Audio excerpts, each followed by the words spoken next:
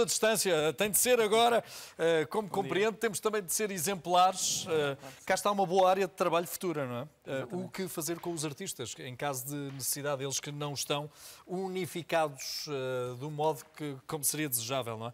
Mas hoje vamos falar de uma série de questões que nos foram apresentadas também pelos nossos telespectadores, mas partimos para algumas definições genéricas. O que é, afinal de contas, o teletrabalho, doutor? Muito bem. Antes de mais, bom dia. O teletrabalho parece que é algo que nasceu agora, mas é falso.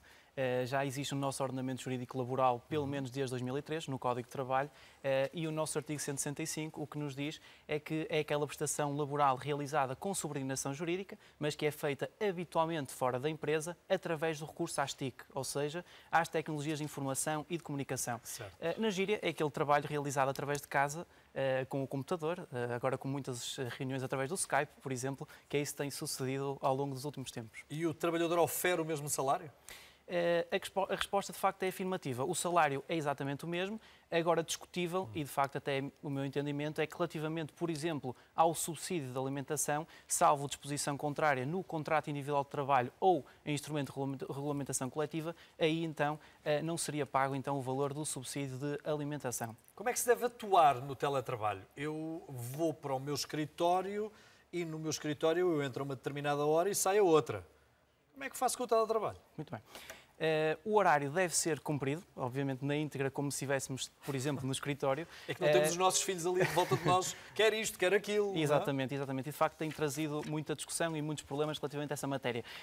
A lei, o Decreto-Lei 10/2020 é bastante recente, ou seja, nós agora todos os dias somos confrontados com um decreto-lei ou com uma lei nova ou até mesmo uma portaria, e agora o que a lei veio dizer foi que este teletrabalho pode ser determinado unilateralmente pela empresa e a novidade é a pedido do trabalhador. E aqui acho que pode trazer, de facto, às vezes muita discussão de quando é que é permitido e quando é que não é permitido e se a entidade empregadora pode ou não recusar-se. Era essa a pergunta seguinte, a empresa pode recusar? É assim, regra geral não, agora diríamos que sim, pode. E pode em que circunstâncias? Em primeiro lugar, porque as funções do trabalhador podem não ser compatíveis com o trabalho à distância, existem casos, efetivamente, nesse sentido, ou porque mesmo sendo compatíveis, e casos existem, em que a empresa tem necessidades imperiosas que impedem que aceda a tal pedido, mas deve explicá-las. Ou seja, este fundamento, ou melhor, esta resposta não deve ser só não porque não, deve ser explicada, fundamentada. Qual a argumentação, não é? Com a argumentação. Deve ser, e isto é importante dizê-lo, através de critérios objetivos e não discriminatórios. No caso de uma recusa ilícita, o trabalhador naturalmente poderá recorrer a um advogado, aos tribunais ou até mesmo à autoridade para as condições de trabalho. Está aqui mais uma pergunta, era anterior, por favor, se a empresa pode recusar atribuir o teletrabalho.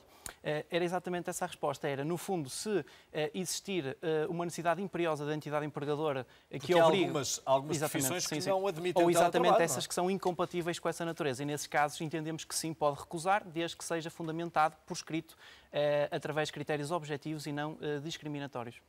Por escrito é importante também, para salvaguardar. É uma salvaguarda importante, claro, quer para o trabalhador, quer para a empresa. Bom, falámos já daqueles que não podem trabalhar, mas podem recusar-se a trabalhar no seu posto de trabalho, dado a terem medo de contrair esta doença? Muito bem. Relativamente ao receio abstrato, claro, entendemos que não. Obviamente que nesse caso não, e aliás, se o fizer, se recusar a trabalhar, poderá até eventualmente estar a cometer um ilícito disciplinar, que pode ser então promovido pela entidade empregadora um procedimento disciplinar e poderá estar a faltar injustificadamente. Temos relatos de alguns trabalhadores que afirmam que as empresas estão a exigir o gozo de férias antecipadas. Exatamente. Isso é legal? Exatamente. De facto, essa questão tem trazido muita polémica e por uma questão muito simples.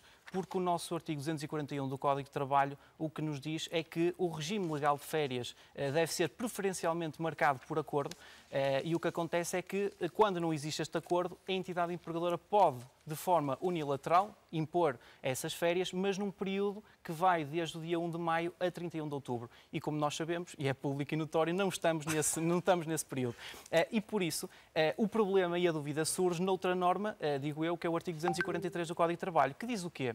Se existirem necessidades imperiosas do funcionamento da empresa, Sim. e agora aí é que temos que ver o que se preenche ou não, se este estado de quase emergência se preenche esse conceito, e nesse caso aí sim pode ser imposto, desde naturalmente que a entidade empregadora indemnize o trabalhador, por exemplo, no caso de um bilhete de avião, a renda de um imóvel ou algum custo que tenha com as férias que já estavam marcadas, por exemplo, para a altura do verão. Mas isso é com um acordo, não é? Sim. Se possível, com um acordo, Se possível, isso é importante dar essa informação, que é o que nós sugerimos é que haja um acordo, obviamente, entre a entidade empregadora e o trabalhador, até para cautelar as duas posições. Os horários na empresa podem ser reduzidos. Muitas delas têm reduzido o número de horas de funcionamento, não só das suas empresas, mas também dos trabalhadores. Estando os trabalhadores a trabalhar menos, também o empregador pode pagar menos? Se não estivermos numa situação de layoff, o que acontece é que não pode a entidade empregadora, só porque o período de trabalho é inferior, começar a pagar menos nesta fase. E não pode, porque existe um princípio que não resulta do Código de Trabalho, mas sim da Constituição, que é o princípio da irredutibilidade da retribuição. Ou seja, a retribuição base do trabalhador não pode ser reduzida mesmo por acordo. Julgo que temos a declaração que os trabalhadores têm tentado preencher e que se mantém com uma série de dúvidas. Esta é a declaração do trabalhador por conta de outrem, para ser apresentada à entidade empregadora para justificação da ausência de trabalho por motivo de encerramento do estabelecimento de ensino ou equipamento social de apoio à primeira infância ou à deficiência. Portanto, aquilo que foi estabelecido no início deste estado, vou pôr entre comas, mas é mesmo, é um estado de emergência comunitária. E onde é que podem surgir as dúvidas? Ora, o nome completo será o nome, sim. A seguir o número de identificação da Segurança Social, onde é que o encontramos? No cartão de cidadão? Sim, exatamente. Cartão de cidadão, número de identificação fiscal, idem, aspas, aspas. A identificação do respectivo filho dependente, atenção, porque é importante reforçarmos, menor de 12 anos, tem de ter menos de 12 anos, portanto, é desde a nascença até aos 11 anos, ou, independentemente da idade, com deficiência ou doença crónica. Eu estou a relatar, sim. mas se quiser pode interromper-me quando entender. Sim. Portanto, supostamente colocámos o nome de um Miguel, que seria o nome do filho do Sr. João, a data de nascimento, a respectiva data de nascimento e o número de identificação de Segurança Social. É só isto? Depois tem esta parte... Ainda aqui, tem mais, não é? Sim, exatamente. O período de ausência é o período que está estabelecido até ao início das férias escolares, não é? Aqui tem a referência ao dia 27, mas podia ser, por exemplo, até ao dia 29, porque era o final, então, porque depois é que iniciávamos as férias. Ok. A certificação do trabalhador.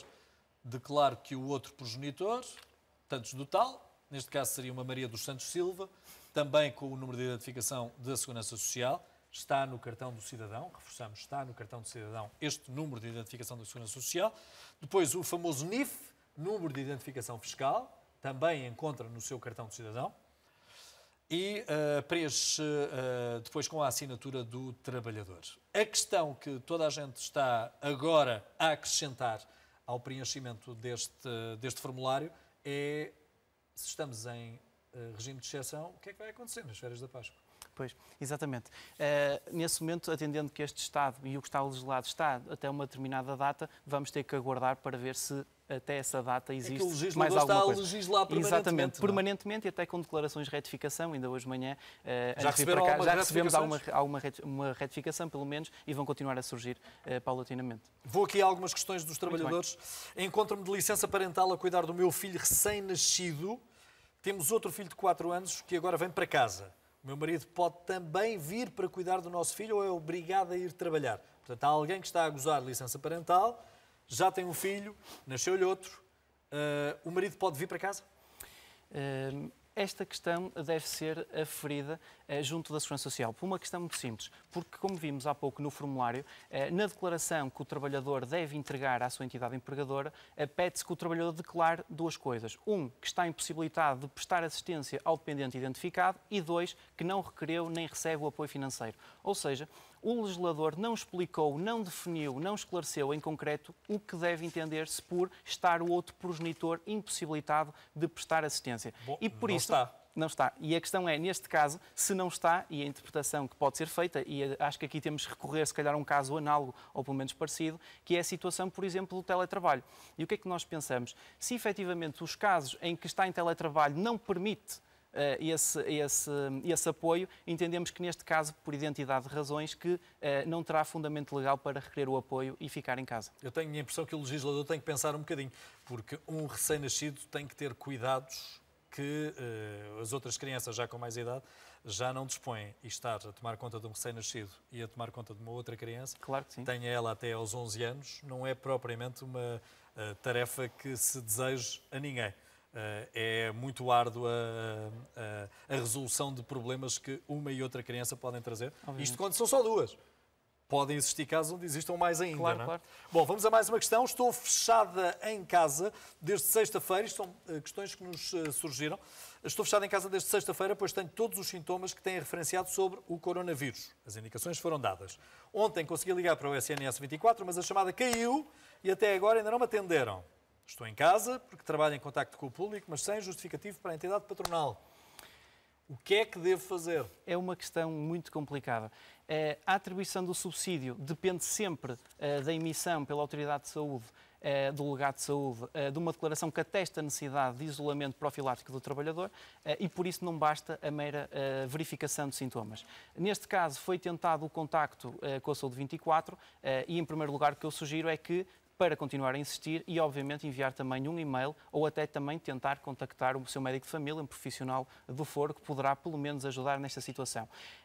Atendendo que, neste caso, pela matéria que nos foi aqui trazida, não existe, ou melhor, não se verifica nenhuma daquelas situações previstas na lei que implicam que a falta seja considerada justificada, o que eu sugiro é que a trabalhadora comunique por escrito o mais rápido possível à entidade empregadora o que está a passar e pedir, naturalmente, que essa falta seja considerada justificada, atendendo a esta situação excepcional que vivemos. Doutor Miguel, muito obrigado por aqui ter vindo. Creio que nos próximos tempos vamos ver mais vezes. Claro que sim. Muito obrigado. Obrigado também por se predisporem a vir aqui esclarecer os nossos telespectadores. As suas dúvidas podem continuar a ser enviadas para pracadaalegria@rtp.pt. Também as nossas redes sociais servem para isto, quer o Facebook, quer o Instagram. Vamos fazer uma breve pausa, voltamos já.